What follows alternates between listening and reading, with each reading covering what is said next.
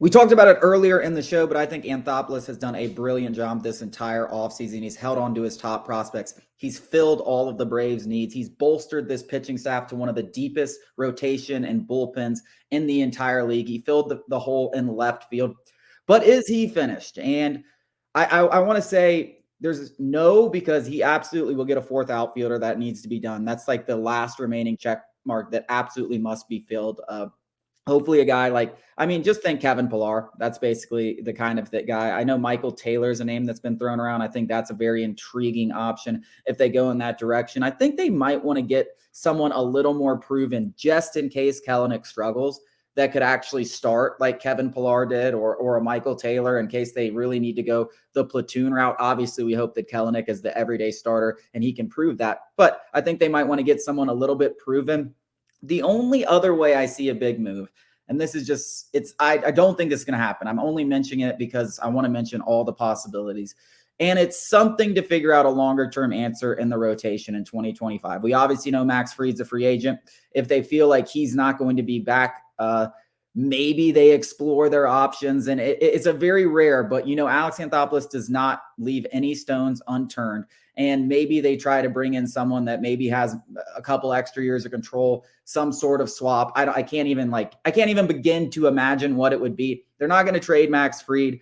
I don't think, because you want to win a World Series this year. But if something came up where you could get another major league caliber pitcher that was maybe a little bit less than Max Fried or something like that, and you made Spencer Strider the ace and you got multiple years of control or something like that, that's the only way I could see a blockbuster move. Everything else I think is set in stone. Yeah, I mean, there has to be more moves because the 40-man roster is not going to be set. You got a few guys that are going to instantly hit the 60-day IL as soon as that opens up, a la Ian Anderson. So there's absolutely going to be moves, as you mentioned, a fourth outfielder.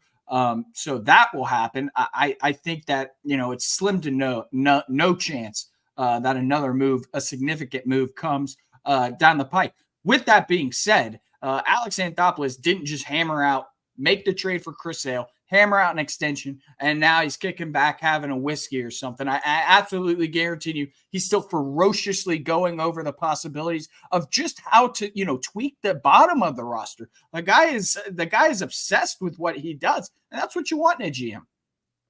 Yeah, I mean, the savvy moves that he's made all offseason, just the trades, the salary dumps, the acquiring this guy that's going to help you 3 years down the road, trading Vaughn Grissom, obviously, for Chris Sale. There's just been a lot of work that, frankly, you just don't see a lot of GMs want to put in that effort. Like, the amount of effort he's put into doing all of this stuff that is really just making the team marginally better, it is really impressive. And it shows the dedication to his track. You just don't see all this stuff from other GMs. It's not even just the actual X's and O's, the Joes on the field.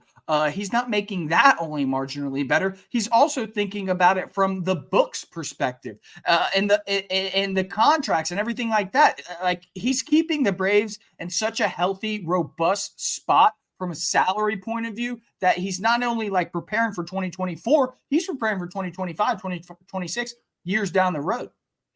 Yeah, and I tweeted it out this morning talking about a contract extension. That was like the last thing on my wish list. Not 20 minutes later, Chris Sale inks a contract extension. That was not what I was talking about. I didn't have any insider information. That was not what I was suggesting. I still think this is the time in the offseason that if you want to hammer one of those out, because your roster is pretty much set. This is where you can really focus on, all right, Max, do you want an extension? AJ, are you interested in an extension? And if those guys are interested, this is the time to sit down at the table. And we've even talked about Ronald Acuna Jr., Ozzie Albies, those kind of guys hammering out basically lifetime contracts. So I think this is the time of the offseason. I still think it's true, even after the Sale extension. That's not what I was talking about, that one of these guys, inks a deal before the start of the season.